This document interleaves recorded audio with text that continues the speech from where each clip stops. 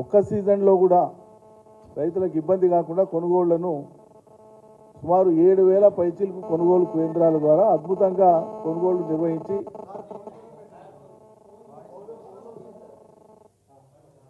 It's not mine అద్భుతంగా నిర్వహించి సకాలంలో పేమెంట్స్ చేసినాం. రైతాంగానికి బాసటగా ఉన్నాం. ఇలా 1000 కోట్ల రూపాయలు ఇవ్వకుండా తాత్సారం ఎందుకు చేస్తుంది సర్కారు? అందుకే మేము డిమాండ్ చేస్తూ ఉన్నాం. బీఆర్ఎస్ పార్టీగా రైతాంగం తరఫున తక్షణమే రైతులకు ఇవ్వవలసినటువంటి వరి కొనుగోలు చేసినటువంటి వానాకాలం వరి కొనుగోలు చేసినటువంటి ధాన్యపు డబ్బులు 1000 కోట్లు చెల్లించవలసి ఉంది. ఇవి బోనస్తో కలిపి ఇవ్వాలని చెప్పి డిమాండ్ చేస్తూ ఉన్నాం. సరే, అంతకుముందు మీరు ఖరీదు చేసిన వాటికి అప్పటికే ఖరీదు చేసినారు, అప్పటికే రైతులు అమ్ముకున్నంటే కొద్దిసేపటికి అర్థం చేసుకోవచ్చు. కానీ ఇప్పుడు పెండింగ్ ఏవైతే పేమెంట్స్ ఉన్నాయో ఖచ్చితంగా వాటికి బోనస్ కలిపియాలని చెప్పి మేము డిమాండ్ చేస్తూ ఉన్నాం. రైతు బంధుకు సంబంధించి చాలా నాన్ సీరియస్గా, ఓ రకంగా చెప్పాలంటే పరిహాసపు మాటలు మాట్లాడుతున్నట్లు కనిపిస్తూ ఉంది. ఎవరు ఏం మాట్లాడుతున్నారో ప్రభుత్వ పెద్దలు, ఎవరి మాటల్ని ఎట్లా అర్థం చేసుకోవాలనో రైతాంగం గందరగోళానికి గురవుతూ ఉంది. 27వ తేదీన గత నెల 27వ తేదీన సాక్షాత్తు ముఖ్యమంత్రి గారు ఏమంటారంటే, ఇదివరకే వేసినాం కదా రైతు బంధు రైతులకు అని మాట్లాడతారు. అంటే రాష్ట్రంలోని ప్రజలు రైతులంతా తిక్కోళ్ళు అన్నట్టు. ఇదివరకే వేసినాం కదా రైతు బంధు అయిపోయింది కదా వేసినాం కదా అని మాట్లాడతారు దబాయించి. ఇది ఎక్కడే న్యాయమండి? రైతులకు డబ్బులు వేయకుండా వేసినామని ఎవరు మాట్లాడతారా? ఆ తర్వాత మొన్న 9వ తారీఖు నాడు సాక్షాత్తు ఉప ముఖ్యమంత్రి గారు భట్టి గారు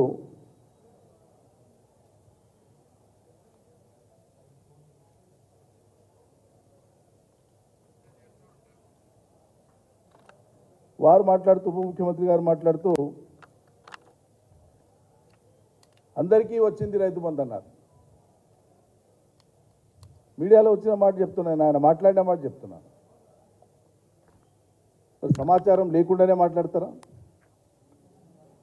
సమాచారం తీసుకోకుండానే మాట్లాడతారా? ఆర్థిక శాఖను సంప్రదించకుండానే చెప్తారా?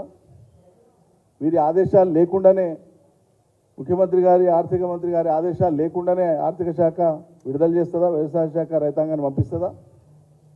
ఇదే ఖర్చోద్యం అండి. నిన్నటికి నిన్న సాక్షాత్తు వ్యవసాయ శాఖ మంత్రి గారు పుణ్యం కట్టుకోవాలి, మీరు ఒక్కరు నిజాయితీగా చెప్పారు. సంక్రాంతి తర్వాత రైతులకు రైతు బంధు ఇస్తామని నిన్న తుమ్మల నాగేశ్వరరావు గారు నిన్న చెప్పారు. మరి ఎవరి మాట సత్యం అన్నట్లు?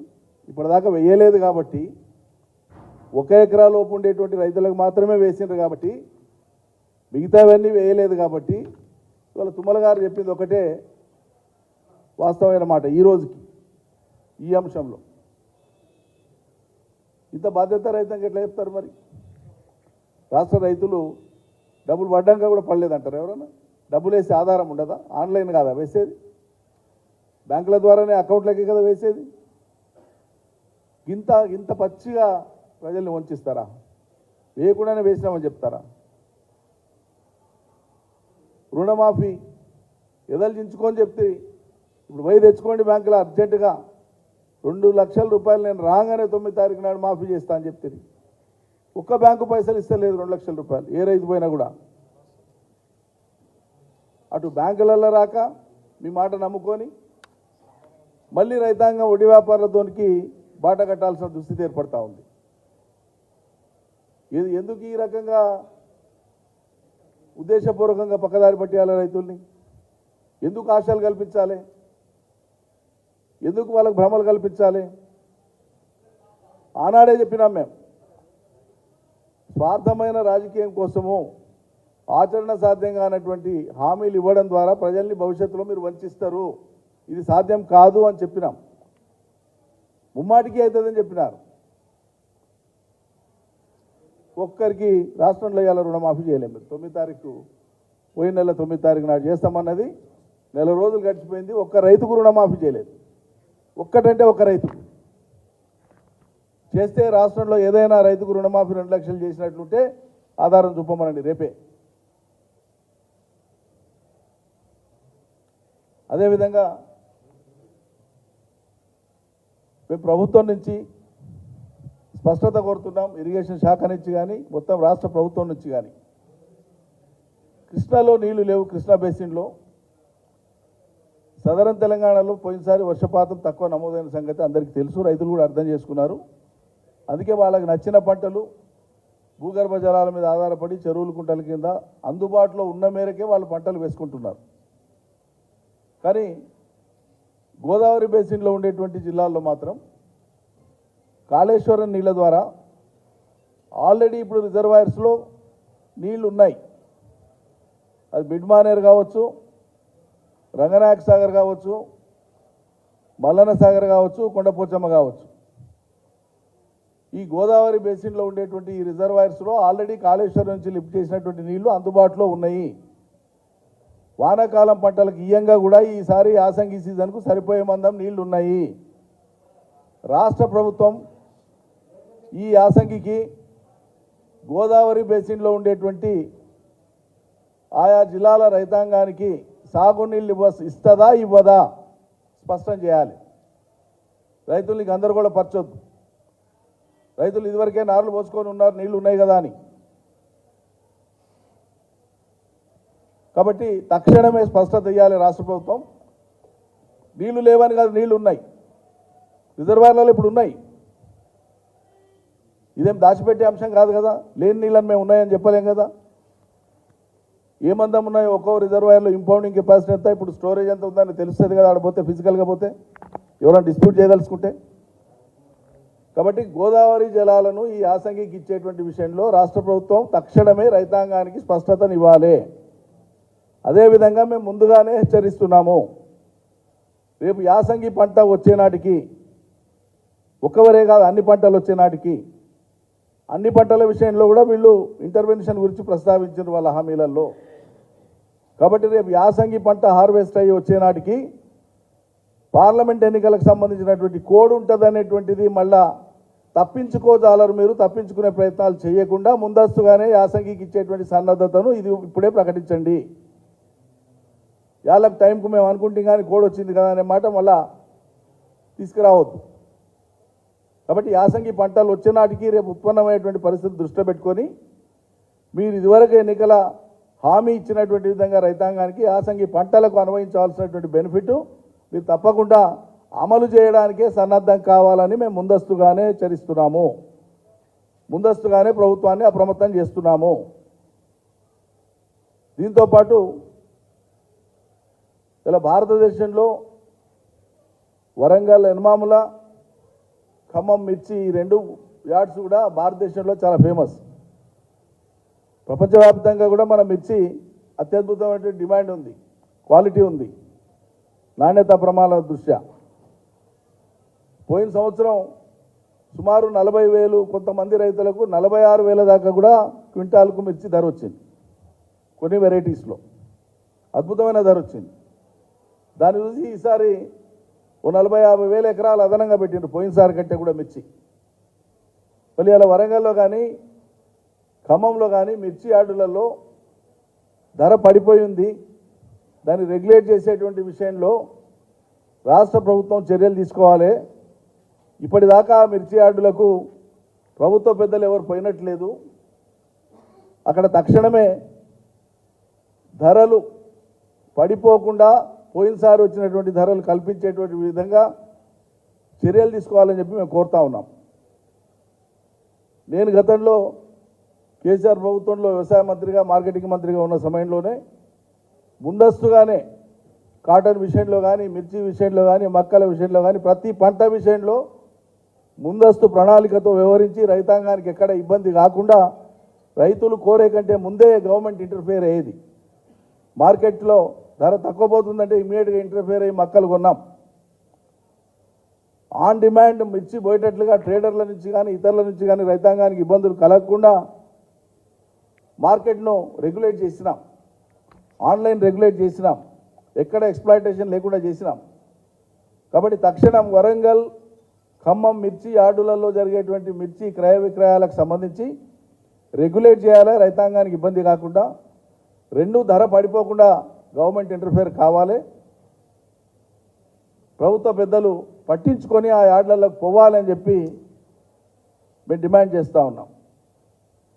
దీంతోపాటు కరెంటు సరఫరాకు సంబంధించి సరే నిన్న ప్రభుత్వం ఏదో మేము ప్రత్యేక పాలసీతో వస్తున్నామన్నారు. ఇది ఏం గొప్ప పాలసీయో, కరెంటు పాలసీ ఇప్పటి వరకు కేసీఆర్ అమలు చేసినటువంటి పాలసీ అమల్లో ఉంది రాష్ట్రంలో.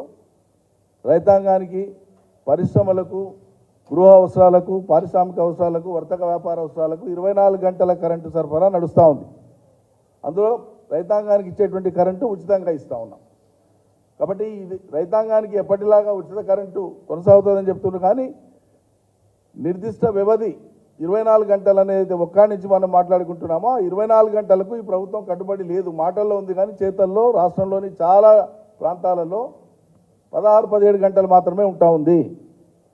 కాబట్టి ఎన్షూర్ చేయమంటున్నాం మేము. 24 గంటలు మీరు చెప్పేటువంటి మాట నిలబెట్టుకోవాలంటున్నాం. 24 గంటలు ఇమ్మని డిమాండ్ చేస్తున్నాం. గతంలో రైతులు పొందినటువంటి ఆ వసతి, ఆ సౌలత ఏదైతే ఉందో అది కొనసాగాలి, ఎక్కడ కూడా చిన్న అవాంతరం రావద్దు అని చెప్పి మేము విజ్ఞప్తి చేస్తూ ఉన్నాం రైతాంగం తరఫున. తప్పకుండా ప్రభుత్వం వెంటనే స్పందించాలని చెప్పి కోరుతా ఉన్నాం. Thank you.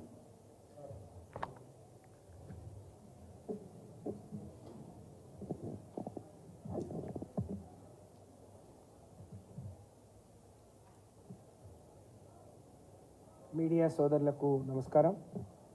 అలాగే ఎలక్ట్రానిక్ మీడియా, ప్రింట్ మీడియా సోదరులకు ప్రత్యేకంగా నమస్కారాలు. అలాగే నాతో పాటు ఈ సమావేశంలో పాల్గొంటున్న గౌరవ పెద్దలు, ఇప్పుడే అనేక విషయాలు రాష్ట్ర రైతాంగం గురించి చెప్పిన పెద్దలు మాజీ వ్యవసాయ శాఖ మంత్రులు అన్న నిరంజన్ రెడ్డి గారు, గౌరవ పార్లమెంట్ సభ్యులు కవిత గారు, గౌరవ శాసన మండలి సభ్యులు రవీందర్రావు గారు, గౌరవ పెద్దలు సీతారాం నాయక్ గారు, అలాగే యాకూబ్ రెడ్డి గారు, రవీంద్ర కుమార్ గారు, కిషన్ రావు గారు, అందరికి పేరు పేరున నమస్కారం. బీఆర్ఎస్ పార్టీ ఆధ్వర్యంలో 3వ తారీఖు నుంచి పార్లమెంట్ సమీక్ష సమావేశాలు జరుగుతూ ఉన్నాయి. ఇది 9వ సమీక్ష సమావేశం. మహబూబాద్ పార్లమెంట్ సమీక్ష సమావేశం ఈరోజు నిర్వహించుకోవడం జరిగింది.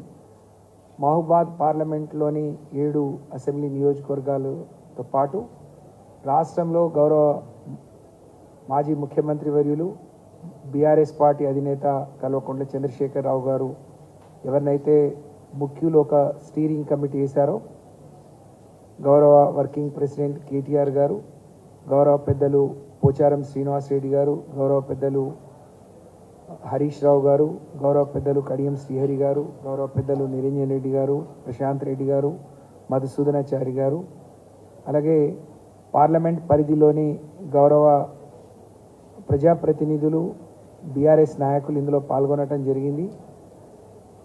ఈ 9వ సమావేశానికి మొదటి నుంచి 3వ తారీఖు మొదలుపెట్టినప్పటి నుంచి ఇప్పటి వరకు మేము ఆహ్వానించిన ప్రతినిధులతో పాటు అత్యధికంగా ప్రతినిధులు వస్తూ ఉన్నారు. ప్రతి ఒక్కరూ రాష్ట్ర పార్టీకి వెళ్ళాలి, ముఖ్య నాయకులను కలుసుకోవాలి అని చెప్పి మరి వస్తున్నట్టుగా భావిస్తూ ఉన్నాం. ఎందుకంటే ఓడిపోయి నెల 15 రోజులు కాలేదు. ఓడిపోయిన కొద్ది రోజుల్లోనే మా నాయకులు కేసీఆర్ గారికి చిన్న ప్రమాదం జరగడం, అందరూ కూడా మరి బాధలో, నిరాశలో ఉన్న క్రమంలో కూడా ఇంత పెద్ద ఎత్తున కార్యకర్తలు, నాయకులు రావడం అనేది ఒకవైపు ఓటమిని జీర్ణించుకోలేకపోతున్నా, ఇంకోవైపు కాంగ్రెస్ పార్టీ ప్రజలకు నెరవేర్చలేని ఆకాశమే హద్దుగా అనేక హామీలు ఇచ్చింది. వాటి మీద ఇప్పుడే అన్న చెప్పినట్టు అనేక హామీలు దాటవేసే ప్రయత్నంలో ఉన్న క్రమంలో మళ్ళొకసారి బీఆర్ఎస్ పార్టీ గొంతుకనై పార్లమెంట్లో వినిపించాలనే ఆకాంక్ష నాయకుల్లో, కార్యకర్తలో చాలా ఉత్సాహంగా కనిపిస్తూ ఉంది. ఈరోజు కూడా పెద్ద ఎత్తున నాయకులు, కార్యకర్తలు వచ్చారు.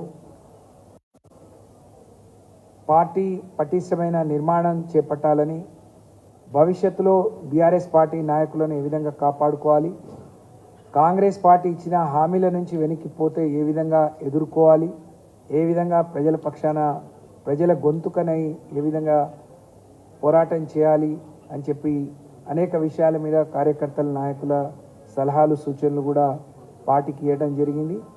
పార్టీ నుంచి గౌరవ వర్కింగ్ ప్రెసిడెంట్ గారు కానీ గౌరవ హరీష్ రావు గారు మరి మాట్లాడి వాళ్ళకు ధైర్యాన్ని, వాళ్ళకు ఒక నమ్మకాన్ని, విశ్వాసాన్ని మరి కల్పించడం జరిగింది అని చెప్పి నేను ఈ సందర్భంగా తెలియజేస్తా ఉన్నాను. మహబూబాద్ పార్లమెంటుకు ఒక చరిత్ర ఉంది. 2014 తెలంగాణ సాధించుకున్న తర్వాత జరిగిన ఎన్నికల్లో కేవలం 2 నియోజకవర్గాల్లోనే, పార్లమెంట్ పరిధిలోని 2 నియోజకవర్గాల్లోని మాత్రమే ఆ రోజు బీఆర్ఎస్ పార్టీ, ఒకటి మహబూబాబాద్, ఒకటి ములుగు, 2 సీట్లు గెలుచుకున్నాం. ఆ రోజు అభ్యర్థిగా గౌరవనీయులు అజ్మీరా సీతారాం నాయక్ గారికి ఒక ప్రొఫెసర్ విద్యావంతుడిని తీసుకొచ్చి ఎన్నికల్లో నిలబెడితే ఆ రోజు పార్లమెంట్లో బీఆర్ఎస్ పార్టీ, ఆ రోజున టీఆర్ఎస్ పార్టీ గొంతుగా ఉండాలి, ఒక ప్రొఫెసర్ని గెలిపించుకోవాలని చాలా ఉత్సాహంగా 2 శాసనసభ్యులున్న అన్ని నియోజకవర్గాల్లో మెజారిటీ వచ్చి సీతారాం నాయక్ గారిని గెలిపించుకున్నాం. బ్రహ్మాండంగా మహబూబాద్ పార్లమెంట్ సమస్యల మీద ఆ రోజు బీజేపీ మరి మా తీరని చేసిన అన్యాయాన్ని ఎదుర్కోవటానికి ఒక ప్రొఫెసర్గా అనేక ప్రశ్నలు సంధించి అనేక విషయాలను వారు ప్రస్తావించడం జరిగింది. ఆ తర్వాత 2018 జరిగిన ఎన్నికల్లో కూడా తిరిగి 3 సీట్లు మాత్రమే మేము గెలుచుకోగలిగినాం. ఒకటి నర్సంపేట, ఒకటి మహబూబాద్, ఒకటి డోర్నకల్. తిరిగి కేసీఆర్ గారు ఆశీర్వదించి మాళవత్ కవిత గారికి అవకాశం ఇస్తే మొదటిసారి 75 ఏళ్ల భారతదేశ స్వాతంత్ర్యం వచ్చిన తర్వాత ఒక గిరిజన మహిళ మరి ఏ రాజకీయ పార్టీ గుర్తించి ఇవ్వలేదు. అలాంటి ఒక మహిళకు అవకాశం ఇస్తే 3 అసెంబ్లీ నియోజకవర్గాల్లోనే మేము గెలిచి ఉన్న సుమారు 1,50,000 మెజార్టీతోని ఆ రోజు మహబూబాద్ పార్లమెంట్లోని ప్రజలు బీఆర్ఎస్ పార్టీ అభ్యర్థిని గెలిపించడం జరిగింది. తిరిగి ఈ ఎన్నికల్లో మాకు ఒకటే భద్రాచలం సీటు వెంకట్రావు గారిని గెలిపించుకున్నాం. కానీ కార్యకర్తలు మా సమీక్షలో కూడా చిన్న చిన్న సమన్వయ లోపంతో కానీ, లేకపోతే పార్టీ నిర్మాణంలో మేము చూపించిన అలసత్వం కానీ అవన్నీ ఈ ఓటమికి కారణాలుగా మేము అనుకుంటున్నాం. దానితో పాటు అడిగినవి ఇచ్చి, అడగని కూడా ఇచ్చి, ప్రతి ఇంటికి ఒక సంక్షేమ పథకం అందాలి అని చెప్పి అడగక ముందే మేము అమలు చేసిన కార్యక్రమాలు ప్రజలు కాంగ్రెస్ పార్టీ వస్తే ఇంకేదో ఇస్తుంది అని చెప్పి భ్రమపడటం, ఆశపడటం, లేకపోతే మాలో ఉన్న చిన్న చిన్న లోపాలను ఆసరా చేసుకొని మళ్ళీ ఈ సీట్లు వాళ్ళు గెలవడం జరిగింది. కాబట్టి ఈ ఎన్నికల్లో మా శాసనసభ్యులు ఓడిపోయారు, మా పార్లమెంట్ అభ్యర్థిని గెలిపించుకుంటేనే ప్రజల గొంతుకనై ఢిల్లీలో కానీ, లేకపోతే నియోజకవర్గాల్లో ఓడిపోయిన ఎమ్మెల్యేలకు ఎంపీ తోడుగా ఉంటుంది. కాబట్టి తప్పకుండా ఈ ఎన్నికను మేము ప్రతి ఒక్కరం కూడా ప్రతిష్టాత్మకంగా తీసుకొని పనిచేస్తాము, గెలిపిస్తాము, మహబూబాద్ పార్లమెంట్ మీద మరొక్కసారి గులాబీ జెండా ఎగరేస్తాము అని చెప్పి కార్యకర్తలు ఎంతో నమ్మకంతో, విశ్వాసంతో కూడా మాట్లాడటం జరిగింది. వాళ్ళ ఉత్సాహాన్ని, నమ్మకాన్ని చూస్తే మాకు కూడా చాలా ధైర్యం, సంతోషం వేసిందని ఈ సందర్భంగా తెలియజేస్తూ, ఈ రోజు నుంచి మరొక 8 నియోజకవర్గాల రివ్యూ, రేపు ఒక నియోజకవర్గం భువనగిరి ఉంది, ఆ తర్వాత పండుగ తర్వాత మిగతా నియోజకవర్గాల సమీక్ష సమావేశాలు నిర్వహించుకోబోతున్నాం. ఈ నెలాఖరు వరకు గౌరవ మాజీ ముఖ్యమంత్రి గారు, పార్టీ అధినేత మరి కేసీఆర్ గారు కూడా ప్రజల్లోకి రాబోతూ ఉన్నారు. కార్యకర్తలకు ఒక దిశానిర్దేశం చేయనున్నారు. కాబట్టి మొక్కోని ధైర్యంతో మరి తప్పకుండా రెట్టింపు ఉత్సాహంతో పార్లమెంట్ ఎన్నికల్లో పార్లమెంట్ అభ్యర్థులను గెలిపే లక్ష్యంగా బీఆర్ఎస్ పార్టీ శ్రేణులం ముందుకు పోతామని చెప్పి ఈ సందర్భంగా తెలియజేస్తూ, మా ప్రాంతంలో కూడా అన్న చెప్పినట్టు ఎస్ఆర్ఎస్పి స్టేజ్ 1, స్టేజ్ 2 మా మహబూబాద్ పార్లమెంట్లో ప్రవహిస్తూ ఉన్నాయి. అవి టేల్ ఎండ్, ఆఖరి ఆయకట్లు. మొన్ననే ఒక అధికారి వాళ్ళకు నోటీసులు ఇచ్చి మీరు వరి వేసుకోవద్దు, మరి వేరే పురాస పంటలు వేసుకోండి, అక్కడ నీళ్లు లేవు, నీటి లభ్యత లేదు అని చెప్పి తెలిసి తెలియని సమాచారం ఇస్తే మేము తీర్మానం చేసినాం. అక్కడున్న శాసనసభ్యులను కూడా మీరు ముఖ్యమంత్రిని, సంబంధిత శాఖ మంత్రిని కోరమని చెప్పినాం. ఇదే నల్గొండ జిల్లా ఆఖరి ఆయకట్టు సూర్యాపేట వరకు స్టేజ్ 1 ఎస్ఆర్ఎస్పి, స్టేజ్ 2 ఎస్ఆర్ఎస్పి నీళ్లు పోతాయి. కానీ ఇప్పటి వరకు ముఖ్యమంత్రి కానీ మంత్రులు కానీ ఎక్కడ నీళ్ళు వస్తాయి, ఎవరికి ఇవ్వగలుగుతాం, ఎవరికి ఇవ్వలేము అనే ఒక స్పష్టమైన హామీని మరి ప్రజలకు ఇవ్వలేకపోతున్నారు. ఇప్పటికే నార్లు వేసుకున్నారు, దుక్కులు దున్నిండ్రు, బురద దున్నుకున్నారు, ఎదురు చూస్తూ ఉన్నారు. ఒకవైపు రైతు బంధు ఇవ్వలేదు, ఇంకోవైపు రుణమాఫీ చేయలేదు, ఇంకోవైపు ఏమో నీళ్ళు ఇవ్వలేకపోతున్నామని చెప్తున్నారు. దాన్నన్నా స్పష్టంగా ప్రజలకు రైతులకు చెప్పాలి, రైతులకు అయోమయానికి గురి చేయొద్దు అని చెప్పి నేను డిమాండ్ చేస్తూ బీఆర్ఎస్ పార్టీ శ్రేణులు ఈరోజు మహబూబాద్ పార్లమెంట్ మరి పరిధి నుంచి వచ్చిన సుమారు 1000 మంది బీఆర్ఎస్ పార్టీ శ్రేణులందరికీ కూడా హృదయపూర్వకంగా అభినందనలు, ధన్యవాదాలు తెలియజేస్తూ మరి పార్టీని గెలిపించే క్రమంలో ఆ రోజు తెలంగాణ ఉద్యమంలో గొంతుకనై పనిచేసిన ప్రతి ఒక్కరూ ఈ రోజు వరకు తిరిగి పార్టీ గెలవాలి, కేసీఆర్ గారు ముఖ్యమంత్రి కావాలి. ఆ రోజు 1989లో ఓడిపోయిన తర్వాత ఎన్టీ రామారావు గారికి ఏ రకంగా ప్రజలు బ్రహ్మరథం పట్టినో, తెలంగాణ ఉద్యమం అయిన తర్వాత కేసీఆర్ గారికి ఏ విధంగా బ్రహ్మరథం పట్టినో ఆ రెట్టింపు ఉత్సాహంతో రాబోయే రోజుల్లో బీఆర్ఎస్ పార్టీ శ్రేణులు ఈరోజు కాంగ్రెస్ పార్టీ గ్రామ పంచాయతీ ఎన్నికలు పెట్టడానికి కూడా భయపడ్డది. ఎందుకంటే ఇప్పటికే గ్రామ పంచాయతీ ఎన్నికల షెడ్యూల్ రావాల్సి ఉండే, కానీ వాళ్ళకు తెలుసు ఇదేదో మరి వాపుతోని మేము గెలిచినాం, కానీ ఇది వాపు మాత్రమే, బల్పు కాదని వాళ్ళకు తెలుసు. ఎన్నికలు అయిపోతే దేనికి దానికి రాజకీయ పార్టీలు విడిపోతాయి. గ్రామ ప్రాంతంలో మా పార్లమెంట్ ఎన్నికల ఓటమికి ఇది పునాది అవుతుంది కాబట్టి దీనికి పెట్టుకోవద్దు, ముట్టుకోవద్దు అని చెప్పి భయపడి ఎన్నికలు నిర్వహించలేదని మేము భావిస్తున్నాం. ఇదే కనుక జరిగి ఉంటే తప్పకుండా ఈరోజు ఉన్న సీట్లకు అదనంగా బీఆర్ఎస్ పార్టీ పార్లమెంట్ స్థానాలు గెలుచుకునే అవకాశం ఉండేది. ఏది ఏమైనా మరి రాబోయే రోజుల్లో అత్యధిక సీట్ల మీద బీఆర్ఎస్ పార్టీ జెండాను ఎగరవేస్తామని చెప్పి ఈ సందర్భంగా తెలియజేస్తా ఉన్నాను.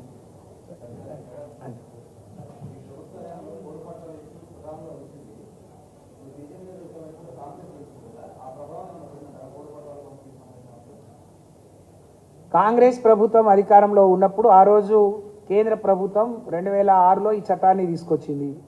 2005 నుంచి అక్కడ వరకు ఉండే వాళ్ళకి ఇవ్వమని చెప్తే 2014 వరకు వాళ్ళు ఇచ్చిన పోడు పట్టాల సంఖ్య 3,06,000 ఎకరాలు.